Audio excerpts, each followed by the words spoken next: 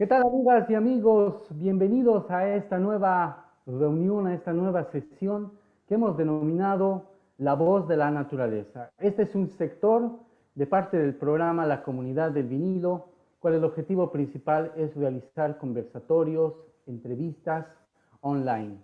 A partir de la participación de diferentes expertos, personas vinculadas con el tema ambiental y que mucha gente necesita este tipo de información. Queremos darles la bienvenida a todas y todos ustedes. Estamos transmitiendo a través de la página de Facebook de la Comunidad del Vinilo. Queremos dar la bienvenida a dos de nuestros queridos invitados que los tenemos acá.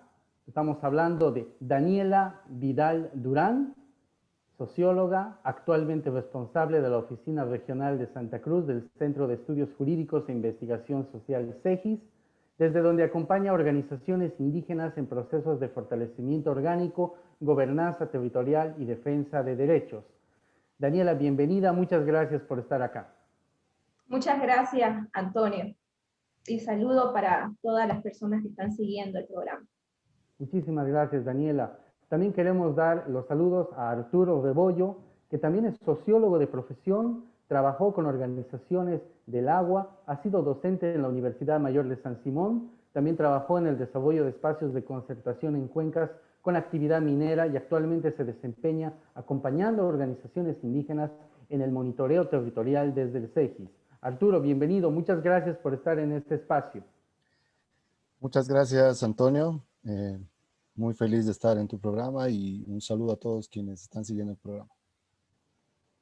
Bien, el día de hoy justamente vamos a hacer un análisis acerca de la sentencia de ecocidio del año 2019, sentenciado por el Tribunal Internacional de Derecho de la Naturaleza, el cual ha emitido durante reuniones y 3 días, desde el 17, 18, 19 y 20, en realidad desde el 18, 19 y 20 de agosto, y finalmente el 20 de agosto ha emitido una resolución, una sentencia definiendo ecocidio del año 2019 por la anterior gestión y también vinculante a esta gestión de gobierno, el cual ahora vamos a desmenuzar, vamos a tratar de analizar. Para ello hemos preparado una breve introducción, un pequeño video que justamente va a hablar de esta sentencia principalmente. Antes de compartir, yo quiero dar una breve introducción acerca a Daniela. ¿Qué nos puedes comentar principalmente cómo surge, digamos, esta demanda el año 2019? Claro que sí, Antonio, ¿no? Bueno, como sabes, los incendios que afectaron el año pasado a la Chiquitanía, Amazonía y Chaco, fue una cosa que realmente ha sensibilizado, ¿no?, a toda la población a nivel nacional, pero que ha afectado igual a una gran cantidad de comunidades indígenas, ¿no?, que viven en la zona, además de todos los sistemas ecológicos, ¿no?, que han sido afectados. A partir de esa situación es que en diciembre del año pasado, la CENAMIP, que es la Confederación de Mujeres Indígenas de Bolivia, junto con la Organización de Mujeres Chiquitana, es que viajan hasta Chile para presentar ante la quinta sesión del Tribunal de los Derechos de la Naturaleza, presentar el caso, ¿no?, acerca de los incendios en la Chiquitanía, ¿no? Entonces ellas presentan el caso, lo exponen, el tribunal acepta y además toma la determinación de que una comisión debería venir al país para hacer una visita in situ, ¿no?, para conocer todas las afectaciones que se generaron y escuchar de los primeros actores afectados los testimonios acerca de lo que se vivió, ¿no? Entonces ese fue el inicio, ¿no?, de lo que fue todo el tema de la sentencia con la que ahora se cuenta, un poquito como antecedente, ¿no? Muchísimas gracias, Daniela, por esa breve introducción de los orígenes de cómo se iniciaron la demanda. Ya tenemos preparado el video introductorio de más o menos el resumen de cómo fue el inicio y la sentencia. Compartimos con ustedes.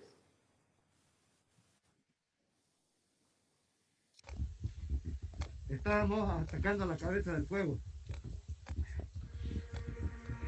por un flanco.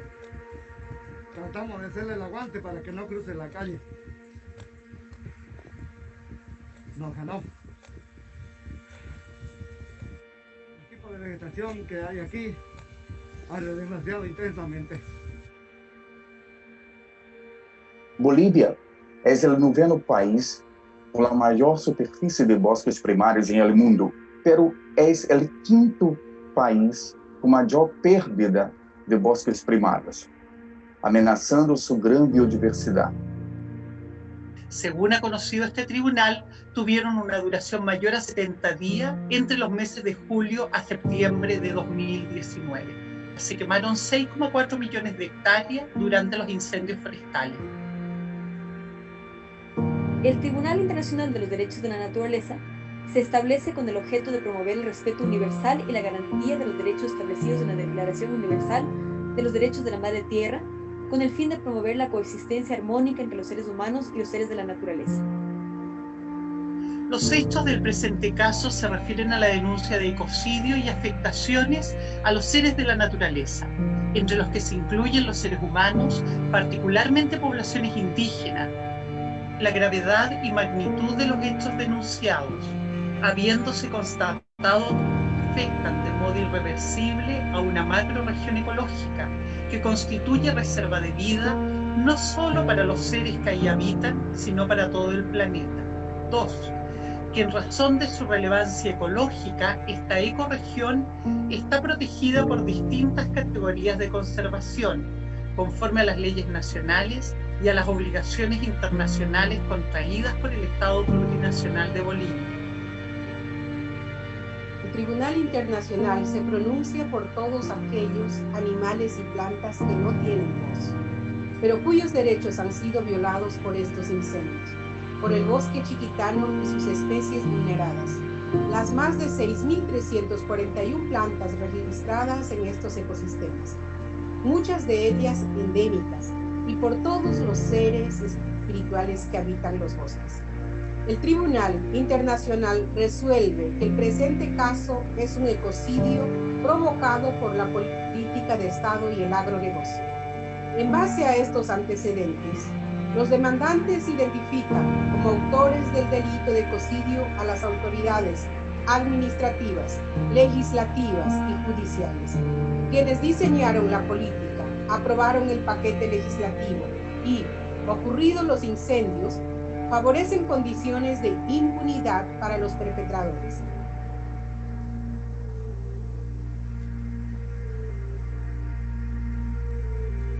Como país estamos viendo básicamente con las manos atadas el hecho de un avance sistemático de un sistema extractivista que no está viendo más allá de los intereses a corto plazo.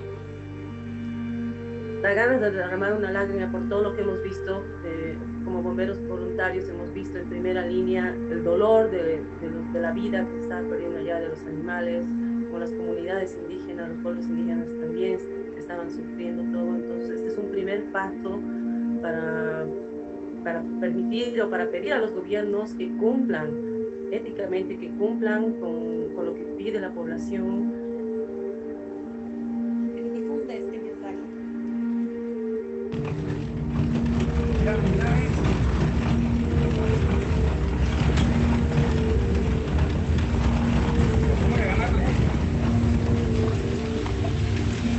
Tengo que ganarlo, ¿sabes?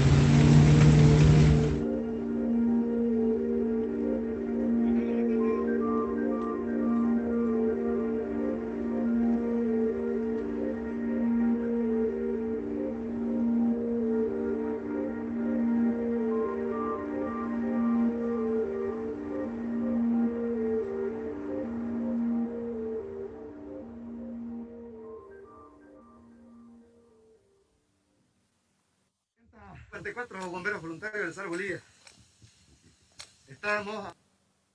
De esa forma hemos realizado una breve introducción acerca de lo que fue justamente la demanda el año 2019. Este año se ha realizado la sentencia de ecocidio justamente a los incendios provocados durante la gestión del año pasado en el gobierno de Evo Morales. Y como les decíamos, tenemos la compañía de dos profesionales del CEGIS, quienes nos van a comentar.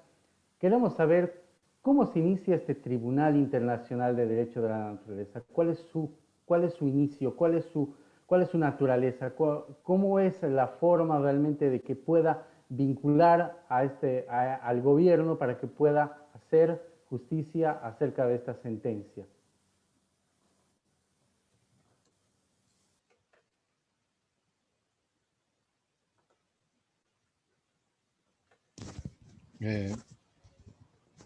¿Puedo responderte yo, Antonio? Bueno, el tribunal nace el año 2010 en Tiquipaya. Miren qué casualidad. En el año 2010 se llevó adelante la Conferencia Mundial de los Pueblos frente al Cambio Climático, promovida por el presidente Evo Morales. Algunos deben recordar, quienes estuvieron en ese tiempo, en 2010 hubo unas sesiones largas y discusiones amplias de cuáles eran las causas reales del cambio climático, ¿no? Siempre se culpaba y se decía a los países del norte, pero ya desde ese entonces se había identificado que la causa fundamental era el modelo de desarrollo. Entonces, a partir de ahí, muchas de las organizaciones indígenas, sobre todo, habían planteado que se debía realizar o se debía tener una instancia que imparta justicia para la naturaleza, ¿no? Y que muchos de las personas, de las organizaciones, nos constituyamos en actores defensores también de la naturaleza, de la madre tierra. Entonces es a partir de ahí, y claro, la Constitución también de Ecuador, pero en esta conferencia es donde se discute la naturaleza como sujeto de derecho. Entonces, a partir de la resolución en esta conferencia, se decide crear un tribunal de defensa de los derechos de la madre tierra. 4 años más tarde, se constituye el tribunal y empieza a recibir casos en Alemania, empieza a recibir casos de Argentina, casos de Chile, casos de Brasil, explotación minera, contaminación minera, despojo territorial de pueblos indígenas y varios casos en los que el tribunal empieza a recibir. Entonces, este tribunal, miren qué casualidad, ¿no? Es el gobierno de Evo Morales el que lo crea y es el gobierno de Evo Morales el que es el primero en Bolivia en recibir, digamos que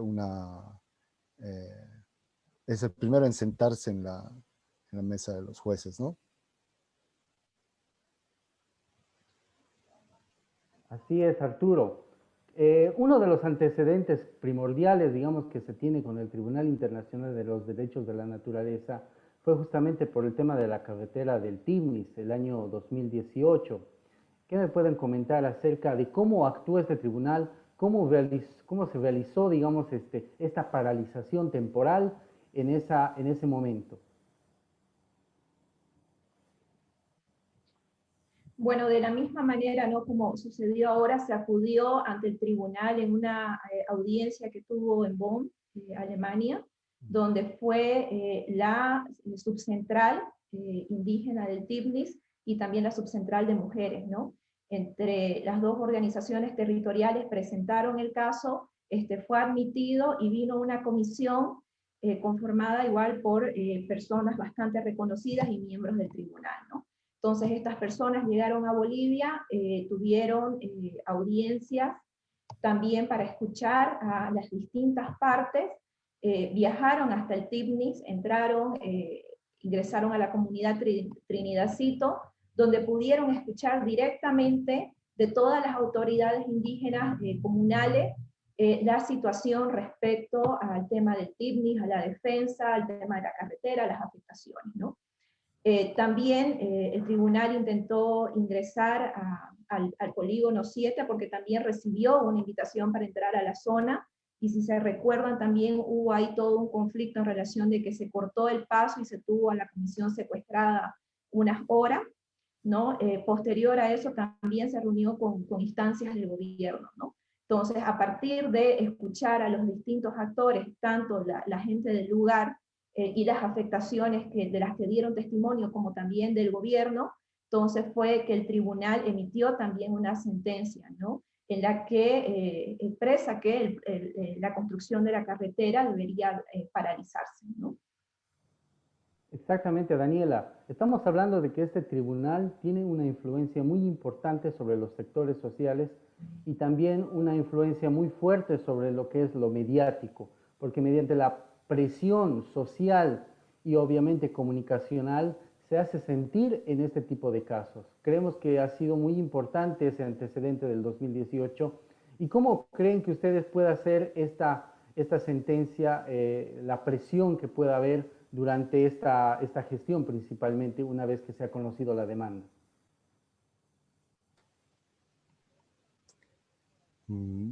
Bueno, es importante informar que este tribunal, si bien está en el marco de la Declaración Universal de los Derechos de la Madre Tierra, no, su carácter y sus resoluciones, sus sentencias son de carácter ético, lo que significa que no es vinculante, pero, o sea, personalidades como Bagaña, Silva, como Alberto Acosta, como Nancy Yáñez, que han estado como tribunales en estas sesiones, son palabras autorizadas a nivel mundial y a nivel internacional en relación a la defensa de los derechos de la naturaleza, ¿no?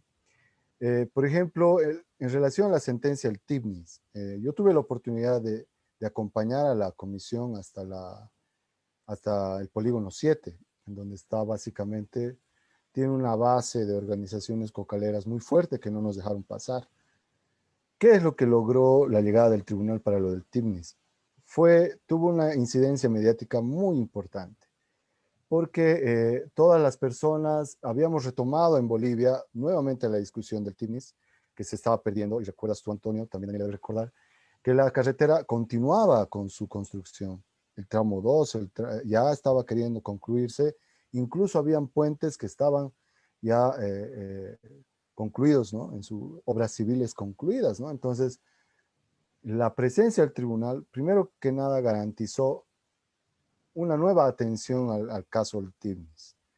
La población boliviana le tomó otra vez el pulso a este caso. Tú recuerdas que ha sido una movilización nacional muy importante. ¿Qué es lo que está pasando ahora con el caso de la Chiquitanía? No es que sea un tema de moda. Imagínense ustedes, al principio cuando Felicio Pontes, uno de los jueces, estaba hablando de los bosques primarios, son bosques vírgenes, son bosques que han sido intactos. Imagínense ustedes que ese tipo de bosques se estén quemando. Nunca nadie ha entrado ahí y el fuego sí lo ha hecho.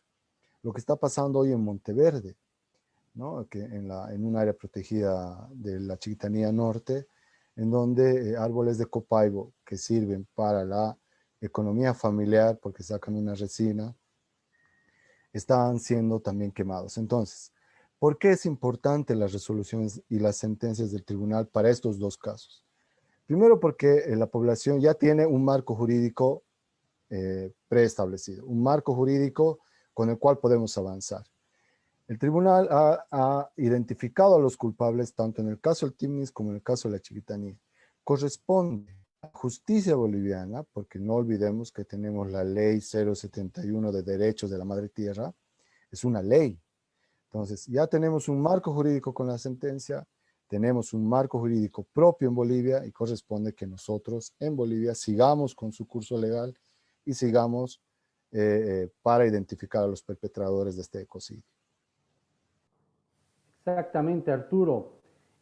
Hablando justamente ya de lo que es la sentencia del Tribunal Internacional de los Derechos de la Naturaleza, hay que recordar que este tribunal estuvo compuesto y se realizó en los días 17, 18 y 20 de agosto por una transmisión virtual por Zoom, y los jueces en ese momento estuvieron conformados por Nancy Yáñez de Chile, Felicio Pontes de Brasil, Patricia Huelinga de Ecuador. Durante estos días se ha determinado diferentes sanciones y diferentes relaciones acerca de instituciones que han sido vinculadas con lo que fue el ecocidio del año 2019. Estamos hablando obviamente del gobierno de Evo Morales, el gobierno de Áñez, la gobernación de Santa Cruz y Beni, Estamos hablando de la Autoridad de Fiscalización y Control de Bosques y Tierras, ABT, el INRA, también la Asamblea Legislativa de Bancadas del Oficialismo y la Oposición, la Fiscalía, el Poder Judicial y el Tribunal Agroambiental. Pero también se habla de las normas.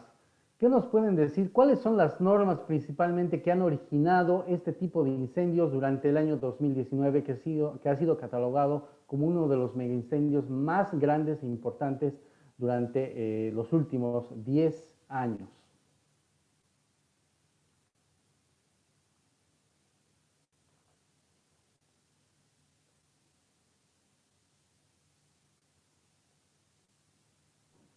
Hola.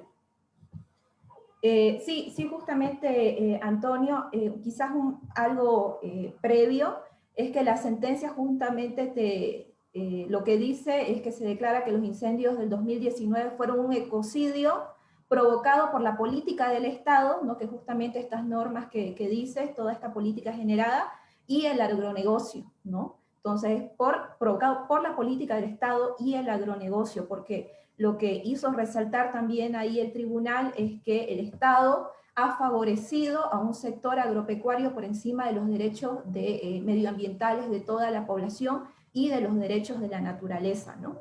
Entonces, entrando ya un poquito justamente a ese paquete normativo que hace referencia, son varias normas, ¿no? Que se vienen dando en los últimos años. Está entre ellas, por ejemplo, el tema de la ampliación de deforestación de 5 hectáreas a 20 hectáreas, ¿no? Las normas, una norma también que modifica el tema de el uso del suelo para que se pueda también desarrollar deforestación en tierras de producción forestal permanente, ¿no? Y si me dejas ahorita sacar mi apunte, te puedo mostrar con nombre y número las normativas que han sido las que el tribunal las ha incorporado dentro de su informe. Claro que sí, Daniela. Mientras tanto vamos compartiendo con Arturo y con toda la gente que nos está siguiendo en esta transmisión en vivo y directo a través de Facebook Live y la comunidad del vinilo, algunas fotografías justamente de lo que fue el mega incendio del año 2019. También queremos anunciar a toda la gente que puedan realizar sus preguntas, sus consultas a través del chat del Facebook, que estamos acá para responder todas las preguntas e inquietudes que tienen acerca justamente de la sentencia emitida por el Tribunal Internacional de los Derechos de la Naturaleza este año, el 20 de agosto justamente. Como decía perfectamente Daniela, hay muchos antecedentes, muchos paquetes incendiarios que provocaron justamente estos daños irreversibles durante la gestión pasada y que lamentablemente fueron aplicados violando muchas normativas que fueron comprometidas, como bien decía Arturo, en su momento, y que lamentablemente haciendo gala, digamos, del favoritismo, digamos, del agronegocio, se pisoteó justamente estas normativas, violando justamente a lo que es la madre naturaleza. Bien, tenemos a Daniela, Arturo. Así es. Una de las normativas, antes de que Daniela nos mencione las anteriores, y que se aprobó unos meses antes nada más, es justamente la de la 3973. Este decreto, el decreto 3973, autoriza quemas controladas en Santa Cruz y Beni para autorizar quemas controladas. ¿Qué es lo importante de esto? Lo importante de esta norma es que se da meses antes de que inicien los incendios. Se aprueba justamente con los aplausos y dádivas y felicidades de todo el conjunto de agronegociantes que, claro, veían eso como la oportunidad de ampliar la frontera agrícola. Algo que quiero que quede bien claro es que todas las normas siempre llevan el título de seguridad y soberanía alimentaria, que dicen todos vamos a ampliar para la seguridad alimentaria, pero resulta que la gran mayoría de la producción de estos señores es para la producción de soya transgénica, de soya, de sorgo, y discúlpenme, pero nosotros no nos alimentamos de soya, y la mayoría de la producción que se tiene es para soya para exportar. Entonces, no, eso no cubre la seguridad y soberanía alimentaria del país, por un lado. Por el otro, este paquete normativo también da la posibilidad de introducir nuevos eventos transgénicos. No estamos en contra de la biotecnología, estamos en contra de cómo se mantiene la biotecnología. Para que una soya transgénica y un maíz transgénico pueda ser rentable o pueda servir, si ustedes quieren, tiene que ser regado con glifosato una y varias veces. Entonces, ¿qué es el glifosato? Es uno de los herbicidas más peligrosos en el mundo. Entonces, todo el paquete normativo garantiza más ampliación de la frontera agrícola, menos bosques y más producción de soya y de productos para la exportación, no es para la seguridad alimentaria. Sí, justamente, ¿no? Son aproximadamente unas 10 normas que forman parte de todo este paquete incendiario que se ha denominado desde el año pasado, ¿no? Que se vienen generando prácticamente desde el 2013. No está, por ejemplo, ¿no? El tema de la ley 337, que es la ley de apoyo a la producción de alimentos y restitución de bosque. Está lo que te decía, la ley 740, que es la ley de ampliación del plazo de la verificación de la función social económica. La ley 741, que es esta ley de autorización de los desmontes de 5 hasta 20 hectáreas para las pequeñas propiedades, propiedades sobre todo actividades agrícolas y pecuarias. Está la ley 952, que es la que te permite ampliar el plazo para el registro de programas de apoyo a la producción de alimentos y restitución de bosque. Está la ley 1098, que te establece el marco normativo que permite la producción, almacenaje, transporte, comercialización y mezcla de aditivos de origen vegetal. Está la 3874, que es del año pasado, que permite al Comité Nacional de Bioseguridad no establecer procedimientos abreviados para la evaluación de la soya. La que decía Arturo también, la 1171, que es la ley de uso y manejo racional de quemas. Y bueno, también tenemos incluso dentro de este paquete algunas normativas que se han aprobado este año, ¿no? Como es la relacionada también a ampliar también le permite al Comité de Bioseguridad ampliar la revisión para la introducción de semillas transgénicas en varias otras especies, además de la soya, ¿no? Como por ejemplo el tema de la caña de azúcar y otros, ¿no? Entonces, como dice Arturo, es todo un paquete normativo que beneficia a un sector específico, al sector agroempresarial, ¿no? Y que todo eso va en desmedro del resto de los derechos de la población por todos los impactos que se va generando, ¿no? Es un sector que a nombre de la seguridad alimentaria, como dice Arturo, se está beneficiando del Estado y sin embargo el aporte real a esta supuesta seguridad alimentaria no es tal como lo defienden, ¿no? Así es, Daniela. Entrando también bueno, definitivamente esos paquetes fueron impulsores, digamos, de lo que fue el mega incendio del año 2019. Realmente creemos que estas normativas y creemos realmente que esta sentencia tiene que tratar justamente de evitar que estas normas se vuelvan más, digamos, más fuertes y que se evite justamente que este año se incrementen más los incendios provocados. Comentarte también, ¿no, Antonio, que justamente a partir de todas estas normativas, la población ya y la sociedad civil ha ido tomando distintas acciones, ¿no? Uno de ellos, por ejemplo, ha sido el tema que en febrero de este año organizaciones indígenas han presentado un proyecto de ley, un proyecto de decreto que busca que se anulen, se abroguen justamente este paquete que es el que estábamos hablando en este momento, ¿no? Sin embargo, estos proyectos normativos no han sido tratados, no han sido tomados en cuenta a la fecha, ¿no? Exactamente. Hablando también de otras resoluciones del tribunal, ¿qué pasa con los territorios indígenas? El tribunal ha conocido que los incendios forestales han afectado a 27 territorios indígenas con una extensión de 1.226.714 hectáreas. ¿Cuáles son los pueblos indígenas que han sido afectados, que están dentro de las TCOs? Incluso hay grupos no contactados. ¿Qué nos puedes decir, Daniel Arturo? El principal pueblo afectado no es la población chiquitana, es el pueblo chiquitano en Santa Cruz, y también en el caso del pueblo indígena Yoreo, pues existen grupos en aislamiento voluntario en la zona del Chaco, y entre algunos de ellos, el territorio, ¿no?, por el que ellos transitan de manera permanente es la frontera entre Bolivia y Paraguay, ¿no? Entonces, los incendios del año pasado, sobre todo los que se dieron en la zona de Ñepihuazo, han afectado de gran manera toda esta área. Incluso han partido, ¿no?, esta área, cortando totalmente este espacio donde se cree que transitan, ¿no? Porque además no se tiene estudios claros al respecto. El pueblo ayoreo estuvo haciendo presión durante el 2009-2010 para que tengan una normativa que permita proteger a estas poblaciones. Se determinó, se creó un decreto, ¿no?, para que puedan proteger y definir un área donde se tenía que hacer un estudio para conocer las zonas de tránsito de esta población.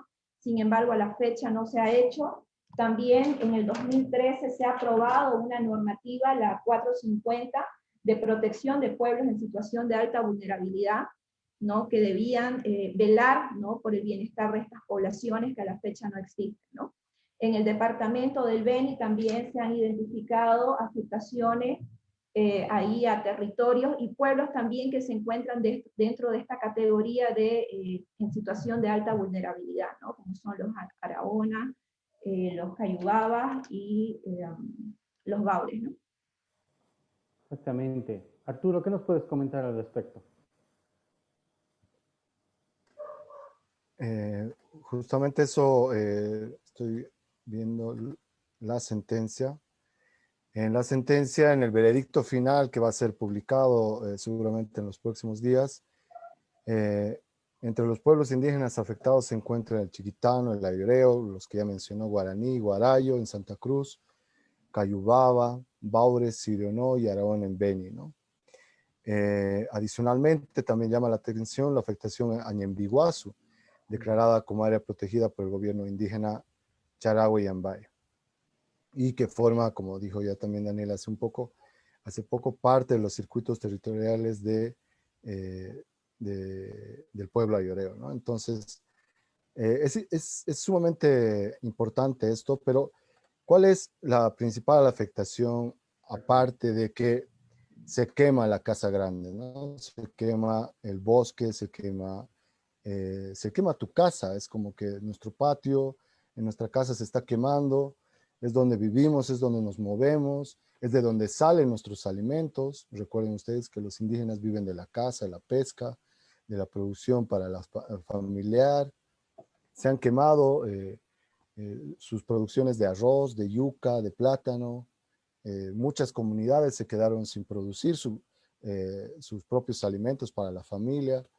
A eso había que sumarle la pausa ecológica que dictó tanto el gobierno central como el gobierno departamental, y eso perjudicó solamente a las comunidades porque ellos tenían que cumplir también y acatar esta pausa ecológica, ¿no? No podían hacer sus chacos controlados. Entonces, muchas de las comunidades chiquitanas hacen sus chaqueos controlados, sus quemas controladas, porque se organizan caciques, comunidades, y entre todos van y hacen las quemas controladas para que no se les vaya, digamos, el fuego, ¿no?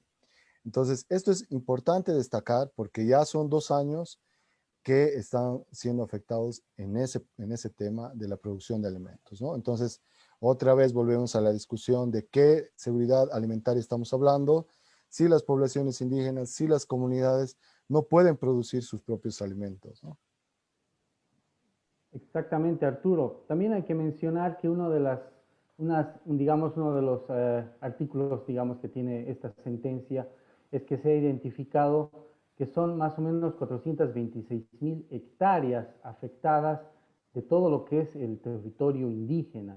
más o menos el 36% de su superficie. Es grande, es impresionante esta cantidad que ha sido afectada y que ahora justamente por el tema del COVID, los incendios y muchas otras cosas más están siendo reducidos su calidad de vida y obviamente su integridad.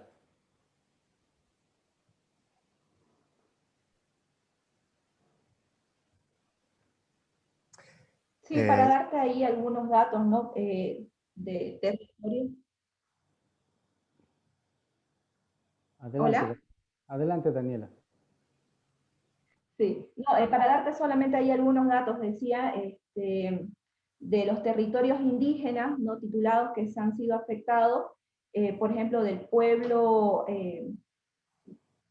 chiquitano han sido 3, ¿no? Los que han tenido mayor afectación. Monteverde, ¿no? Que se encuentra en la provincia de Ñuflo de Chávez, entre San Javier y Concepción, que el 20% del territorio se ha visto afectado. La TCO Pantanal, que además que está sobrepuesta sobre un sitio Ramsar, ¿no? Que tiene más del 37% afectado. El tema del Lomerío, ¿no? Que también tiene más del 40% de afectación, y los territorios ayoreos, que realmente son los que llaman, que llaman la atención y por el tema de la afectación, que por ejemplo Zapopó más del 60% de su territorio está comprometido, ¿no? Entonces, como dice, esto tiene también una repercusión directa en los derechos territoriales de la población, ¿no? Por un lado, en los temas productivos de la población, como dice Sol, o sea, el tema de los incendios, pero también todas las condiciones climáticas que sufrieron el año pasado, ha tenido un grave impacto. Las medidas que se han tomado posteriormente, las que no han tenido participación de las poblaciones indígenas, han ido a agravar esta situación que ya generó las situaciones del cambio climático, los incendios y estas normas no consensuadas, no tomadas en cuenta. Entonces perjudicaron, y eso les ha llevado también a una situación en la que ahora, frente a la pandemia, se encuentra en una situación de alta vulnerabilidad, ¿no? Entonces toda la población ahora ha vuelto hacia la comunidad, se ha generado la cuarentena, se han generado las restricciones, y la población no contaba con la producción, ¿no? Que debió haber realizado a finales del año pasado, ¿no? Entonces eso ha perjudicado gravemente, y ahí también viene toda la exigencia para que participen en la toma de decisiones. Y eso es uno de los puntos que están dentro de la sentencia, ¿no? Entonces, cuando empieza ya a definirse justamente las medidas de restauración, de reparación y las garantías, una de las cosas que establece es que se deben revisar los planes de restauración que se han lanzado recientemente, y que estos deben realizarse con la participación de las poblaciones del lugar, ¿no? Arturo, te corté. Ajá. Adelante, Arturo, ¿quiere complementar algo? No, está perfecto. Muy bien, perfecto. Bueno, justamente hablando también, tenemos la participación de la gente que quiere hacer una consulta mediante el chat. Mauricio Díaz Vidal dice: buenas tardes, saludos a los organizadores y a los expositores. Un abrazo por los avances conseguidos. Tengo una consulta. Hasta el caso de la sentencia del tribunal con respecto al TIMNIS, se identifica claramente hacia dónde van dirigidas las demandas, el Estado y políticas públicas. Para este caso de ecocidio se repite esta fórmula, pero añade como actor de demanda el agronegocio, haciendo una clara alusión al sector privado que viene siendo favorecido por normas y financiamiento por parte del Estado, pero se constituye un actor de demanda. Me interesa mucho saber en qué medida las sentencias del tribunal, de la mano de los actores locales, por ejemplo, CEGIS, se piensa pueden concretarse con este sector industrial. A nivel internacional, por ejemplo, existen empresas que sí se ven envueltas en acciones en contra de los derechos humanos o vulneran el medio ambiente, pueden ser sancionados sin inversión. Pero en este caso, ¿cómo se piensa sentar en la mesa o obligar que asuman mayor responsabilidad con respecto al medio ambiente y los territorios indígenas? Gracias, y de nuevo un saludo. Muchas gracias por la pregunta. Son varias preguntas en una, pero es justamente una de las preguntas más importantes que tenemos en este conversatorio, ¿no? ¿Cómo podemos hacer sentar a esta gente, no solamente la parte estatal, sino también la agroindustria, para que puedan cumplir esta sentencia? Bueno, Un saludo a Mauri. Eh, Algo importante, yo igual tenía, cuando se redactaba o cuando los jueces hablaban justamente de la sentencia, eh, habían varias voces que tenían la misma duda, ¿no?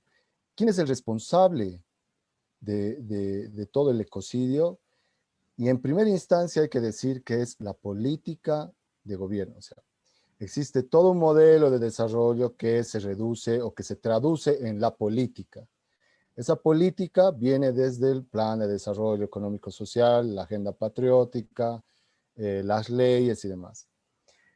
Eso en alianza con el agronegocio. Ahora, ¿quién los puede hacer sentar a ellos? Ambiental hace muy poco nos ha solicitado la sentencia final para que ellos puedan emitir y puedan realizar acciones.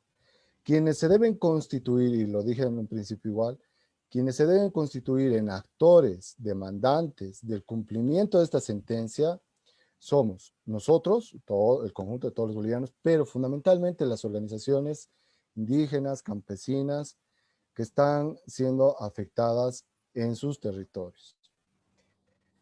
El Estado debe identificar a los perpetradores de todo el ecocidio. O sea, no es solo la política, porque la política es una cosa así, ¿no? Pero ¿quién ejecuta la política? Por eso es que la sentencia, en su primera parte, dice, ¿no? En base a estos antecedentes, los demandantes identifican como autores del delito del ecocidio a las autoridades administrativas, legislativas y judiciales, quienes diseñaron la política, aprobaron el paquete y, claro, favorecieron las condiciones de impunidad para los perpetradores del ecocidio. Entonces, eso es fundamental, porque una vez que nosotros identifiquemos a quienes, obviamente son los parlamentarios, es el presidente Evo Morales, es la presidenta Yanine Áñez, pero también el Tribunal Agroambiental debe poner en la silla a los agronegociantes, porque ellos fueron quienes no solamente se beneficiaron de los perdonazos, porque ellos también se beneficiaron de los perdonazos y todas las normas que Daniela mencionó hace un momento, sino que también son obviamente quienes, no se olviden, en Monteverde, en San Ignacio, en San José, en Roboré, muchas de las quemas y muchos de los incendios iniciaron en propiedades grandes, ¿no? Entonces, corresponde a la justicia boliviana hacerlos sentar a ellos sobre la base del marco de la sentencia y del marco de nuestras propias leyes. Tenemos nuestra Constitución, tenemos nuestra Ley 071 y un marco normativo importante con el cual podemos dar justicia a la naturaleza, ¿no? Exactamente, Arturo. Otro de los elementos también importantes que ha afectado, digamos, y que ha sido justamente uno de los elementos que ha permitido, digamos, que haya el mega incendio del año 2019, fueron los asentamientos ilegales, los asentamientos humanos en estas áreas. Gente que venía de muchas partes de Bolivia a trabajar, pero sin conocimiento del lugar y sin la, digamos, sin la asistencia, sin el conocimiento necesario para poder realizar una actividad. Una de las cláusulas, se podría decir, de lo que es el tribunal, habla justamente de anular las resoluciones de asentamientos humanos en tierras fiscales, revocar todas las autorizaciones de quemas, chaqueos y desmontes en las zonas afectadas de los incendios y prohibir la emisión de nuevas autorizaciones a fin de evitar la repetición de los eventos de fuego. ¿Qué piensan ustedes acerca de lo que es el INRA, por ejemplo, que ha dado, digamos, carta blanca a muchas de estas autorizaciones, tal vez simplemente por efectos políticos, por ganarse algunos votos? ¿Qué nos pueden comentar al respecto?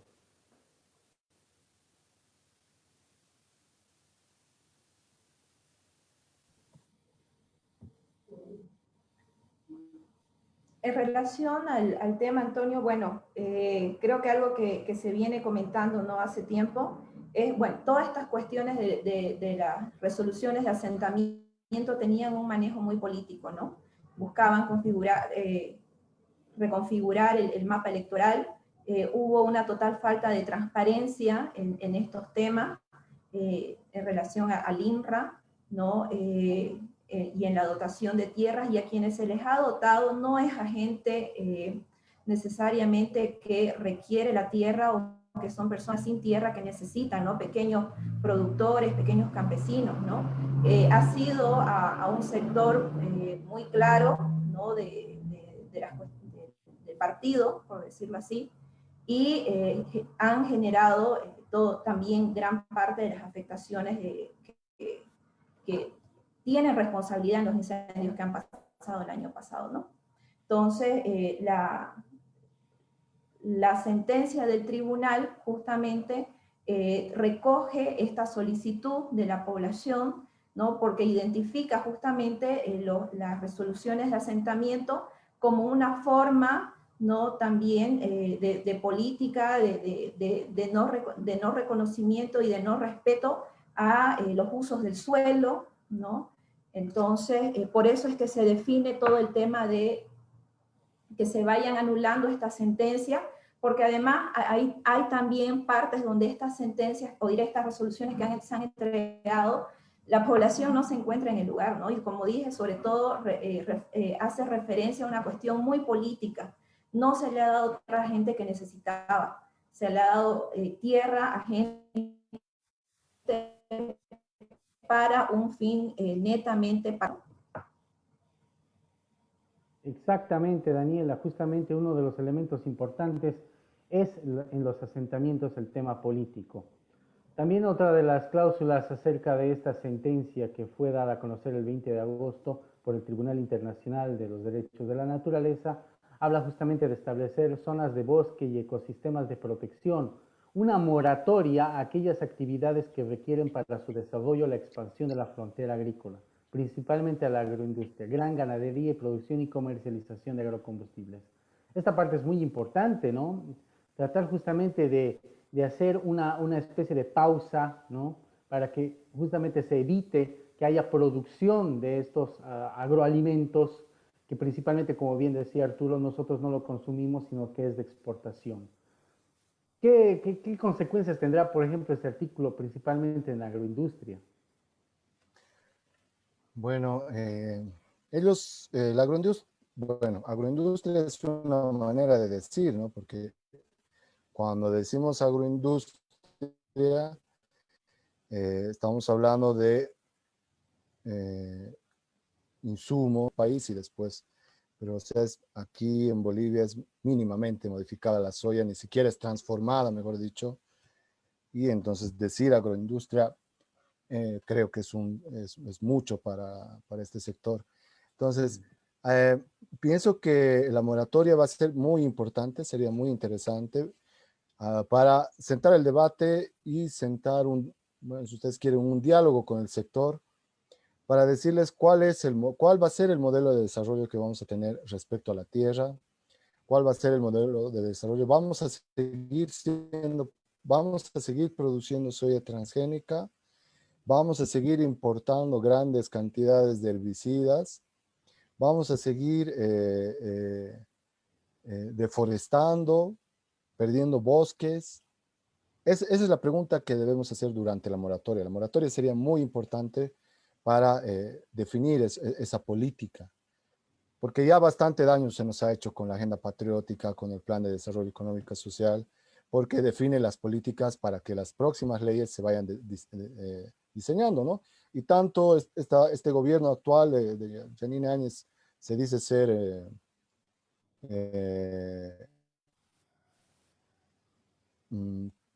su contrario, oposición, pero sin embargo se ha valido de las políticas anteriores y ha continuado con las mismas leyes, ¿no? Entonces, la moratoria nos serviría a todos para sentarnos y pensar cuál va a ser el modelo de desarrollo en el país. ¿Qué estamos entendiendo por seguridad alimentaria? La seguridad alimentaria, señores agroindustriales, entre comillas, no es exportar soya transgénica, no es generar maíz transgénico. En el país, todos los departamentos siembran o cosechan maíz tradicional, maíz de cada tipo, de muchas variedades, y está dado en varios estudios que el maíz transgénico va a hacer perder a estos otros maíces con mucho tiempo, ¿no? Entonces, la moratoria tiene que ayudarnos a pensar y a repensar cuál va a ser el modelo de desarrollo respecto a la tierra y a la producción de alimentos. Perfecto, Arturo. Bien, sigamos avanzando un poquito más. Otra de las importantes indicaciones de lo que es la sentencia es justamente dar cumplimiento a la legislación vigente que garantiza los derechos de la naturaleza y efectivizar el funcionamiento de la Defensoría de la Madre Tierra.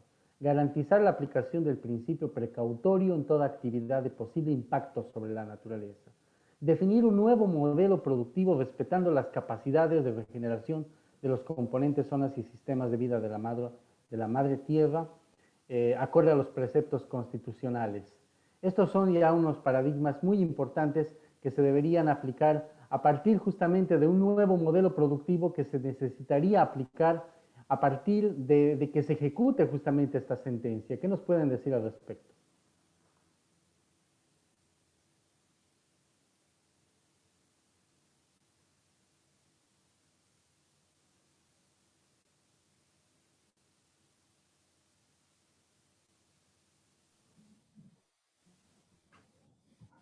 Perdón, Antonio, yo no pude escuchar bien, estoy escuchando entrecortado.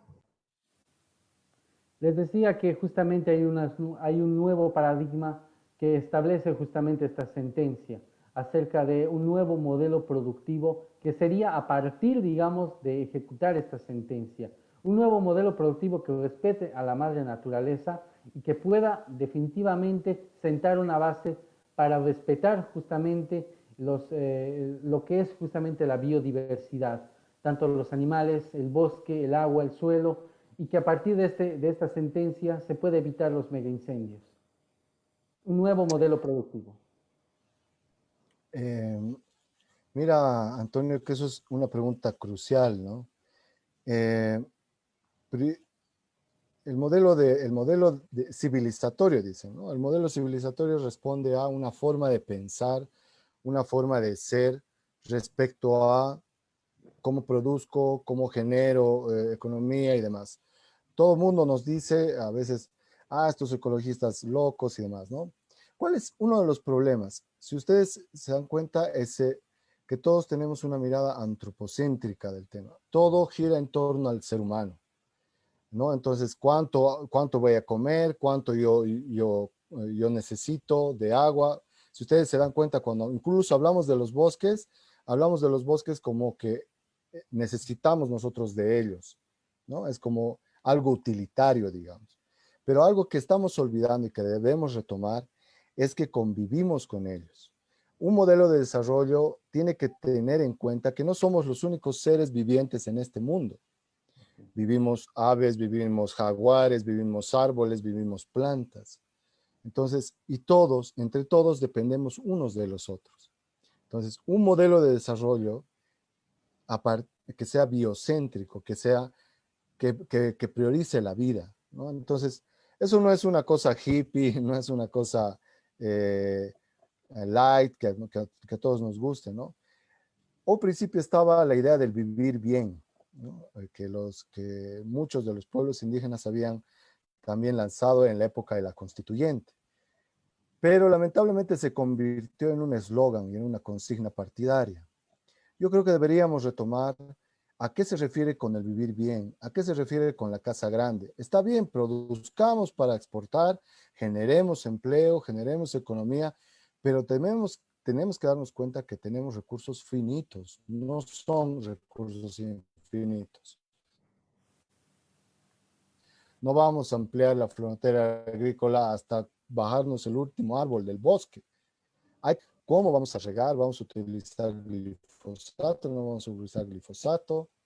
¿Cuánto de empleo se va a generar? Entonces, todos esos debates tenemos que retomarlos. Entonces, un modelo de desarrollo que respete vivos y que genere lo mínimo para vivir, yo creo que es suficiente. Aquí el modelo de desarrollo lo único que hace es hacer ricos a unos cuantos, es matar la naturaleza, y hasta ahora no tenemos ningún beneficio, o alguien se beneficia del agronegocio de la población boliviana, ¿no? Entonces, y que generan empleo y economía. ¿Sabe cuánto pagan de impuesto? $2, ¿no? Por hectárea. Y revisen si quieren la normativa. Entonces, ¿cuánto pagamos nosotros por impuesto en nuestras casas? Hace poco nomás mi abuela estaba cobrando a toditos para pagar y te puedo decir que es mucho más de $2, ¿no? Entonces, hay que repensar a quién benefician las normas y si beneficia a la muerte o a la vida. Queremos vivir, no podemos ser egoístas y dejar que nuestros hijos no tengan el agua y los alimentos suficientes más adelante, ni nuestros nietos. Eso.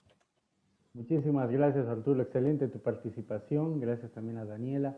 También tenemos una consulta desde el chat. Dice Paola Alvarado, saludos a Paola. Muchas gracias por seguirnos acá. No existirá un nuevo modelo productivo que respete la naturaleza por leyes hechas con abogados y empresarios privados. Solo cambiaría si hay biólogos e investigadores que lidericen y tengan voz y voto en las decisiones y proyectos de ley. Bueno, mientras existan justamente personas de élite que estén en la parte gubernamental y manejen las leyes y las políticas, va a ser muy difícil, digamos, que tengamos una política sostenible, una política, digamos, que pueda mejorar, digamos, la calidad de vida, no solamente de nosotros, sino de la naturaleza, ¿no? Los bosques, los animales, etcétera, que principalmente ha sido afectados durante este ecocidio que ha sido declarado justamente por este Tribunal Internacional de Derechos de la Naturaleza, que creemos que deberíamos aprovechar esta gran oportunidad para poder hacer e impulsar, digamos, que se desarrolle justamente la sentencia, que se ejecute y que todos puedan ser castigados y que pueda llegar a un buen término, digamos, para evitar futuros incendios, que bueno, este año hemos tenido bastantes.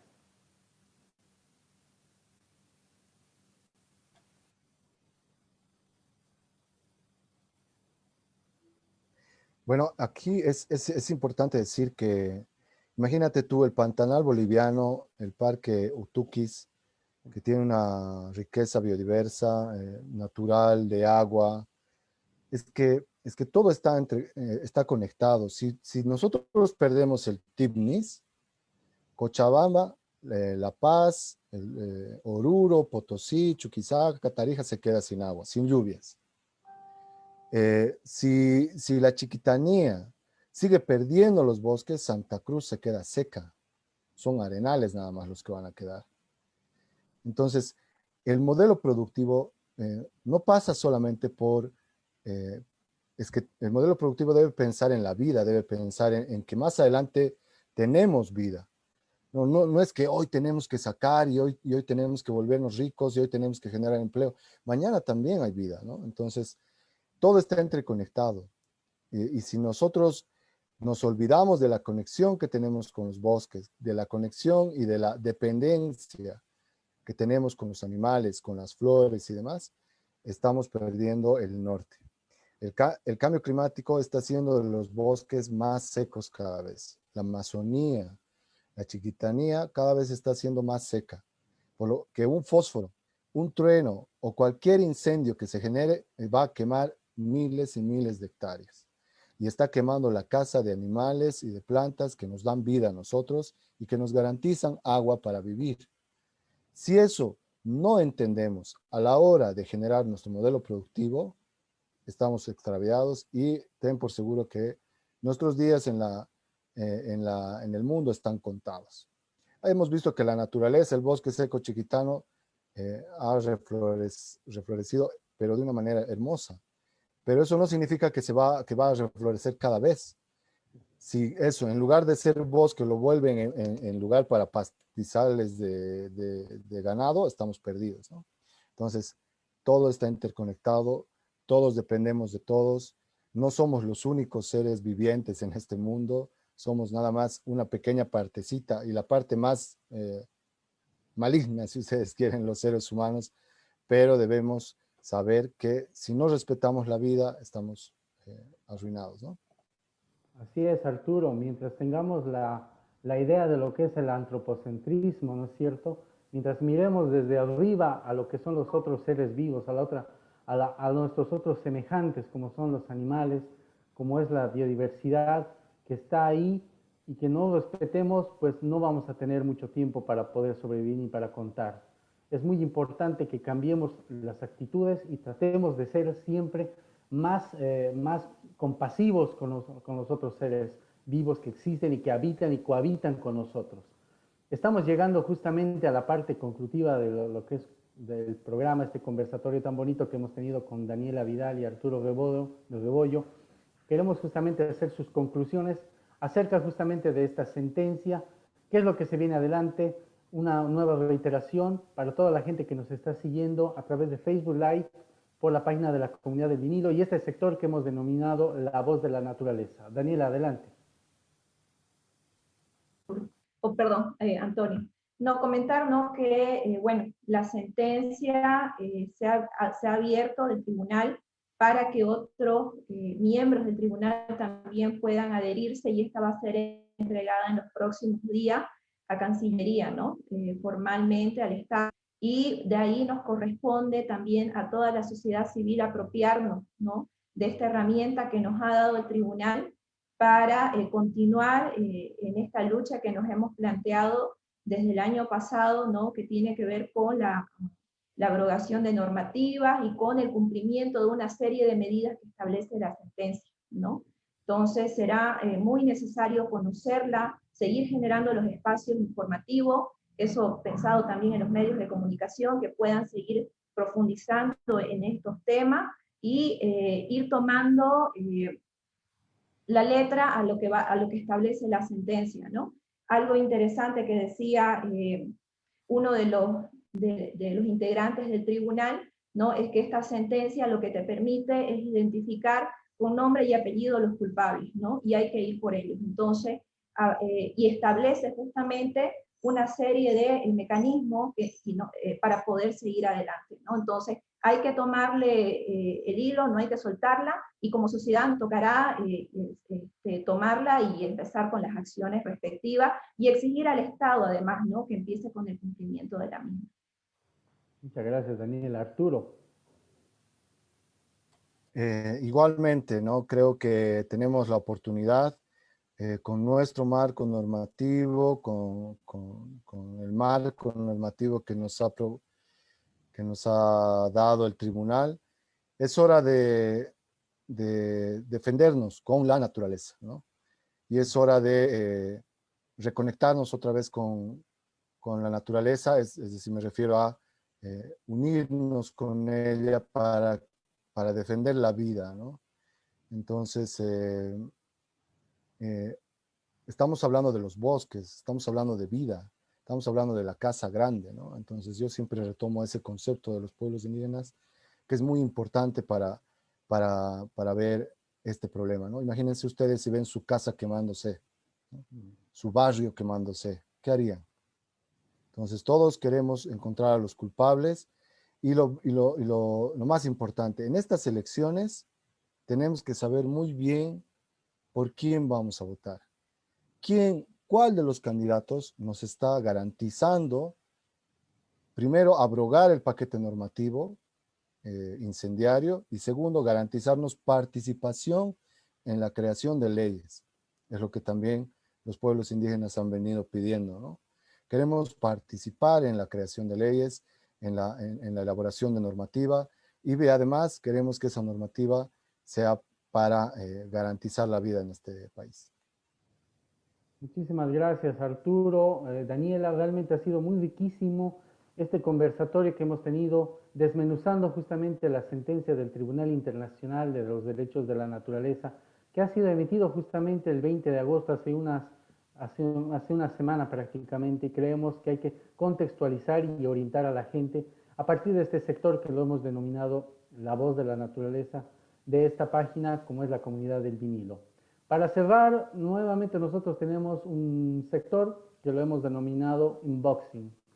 Nosotros combinamos tanto el tema ambiental como que es la música. Entonces yo quiero preguntarles a ustedes, Daniela y Arturo, ¿qué tipo de música es la que generalmente ustedes escuchan? ¿Cuál es el estilo musical que más escuchan ustedes?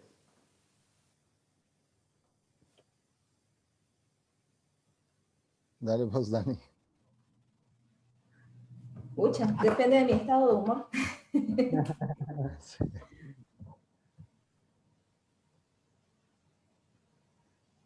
Bueno, nosotros generalmente en el programa escuchamos rock y nosotros emitimos nuestro programa cada sábado y bueno, tratamos justamente de combinar este tipo de pasiones que tenemos, tanto el tema ambiental como lo que es la música. Arturo, ¿cuál es tu estilo musical que más te gusta? Yo soy cumbiero, soy rockero, soy, no sé, soy de todo, Antonio. Pero ¿sabes qué? Los Aterciopelados han sacado interesantes temas sobre Madre Tierra. Después Calle 13, que tiene esta canción de Latinoamérica, que es muy bonito. Y pues, por ejemplo, hay Los Mirlos, por ejemplo, que es una cumbia peruana interesante, además, peruana. un sonido Muy amazónico interesante. Exactamente. Y pues Néctar, no sé, te puedo dar así una lista de cumbia de lo que tú quieras, pero ahí te va algunas sugerencias de Aterciopelados y Calle 13. Perfecto. Nosotros tenemos en este sector el unboxing, que es justamente la apertura de esas joyitas musicales que las guardamos en nuestras colecciones. Para cerrar este espacio, vamos a compartir con ustedes al grupo Box Day de la Argentina, que estuvo su vocalista hace más o menos unos 2 meses con nosotros en una entrevista con la comunidad del vinilo. Con ustedes el unboxing del álbum La Biblia de Box Day. Amigos, soy Pablo de la comunidad del vinilo de Bolivia. Hoy vamos a abrir un vinilo muy especial. Es de un grupo argentino que ha marcado historia. Me refiero a Box Day. Vamos a abrir la edición especial de la Biblia, tapadura. Bueno, realizamos el unboxing con motivo de la entrevista a Ricardo Soule, guitarrista y voz de Box Day, líder de esta histórica banda argentina. Ahora sí hacemos el respectivo unboxing. Esta linda edición, famosa edición americana.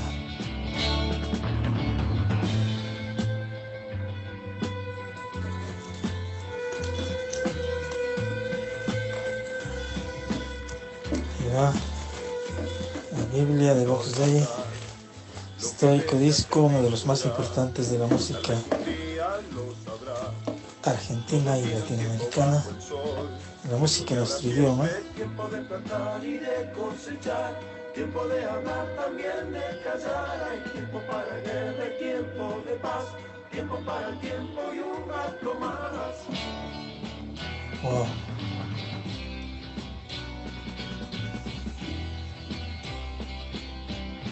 ¿Qué tal? Se abre como un libro y empezamos a escuchar. Aquí está la Biblia Box Day.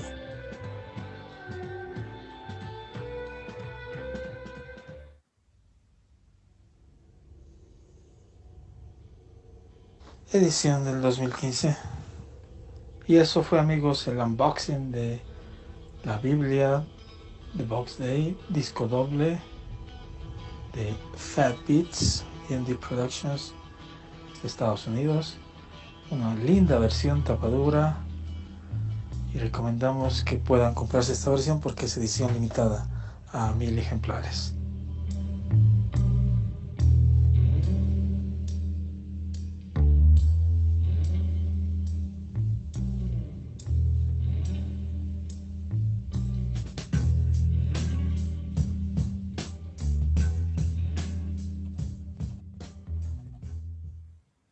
De esta manera hemos concluido justamente con este sector que hemos denominado el unboxing, con una de las joyitas de Box Day y el álbum La Biblia, edición americana del año 2015. Quiero agradecer profundamente a Segis, a Leonardo Tamburini, a su director, a Daniela Vidal, a Arturo Rebollo por haber participado y poder haberlos dado muchos, pero muchos elementos para desmenuzar justamente la sentencia del Tribunal Internacional de Derecho de la Naturaleza.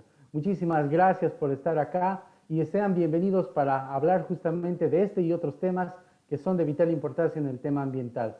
Daniela Vidal, muchísimas gracias. A ti, Antonio, por la invitación. Muchas gracias. Arturo, gracias por estar acá.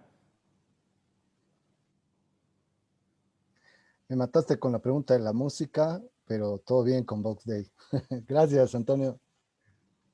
Gracias, muchísimas gracias a toda la gente que también ha participado en el chat de este conversatorio acerca de la sentencia del Tribunal Internacional. Y nos estamos reencontrando la próxima semana con otro conversatorio muy interesante, el cual ya están invitados. Nos vemos el próximo sábado a las 18 horas a través de la Comunidad del Vinilo y La Voz de la Naturaleza. Hasta una próxima oportunidad.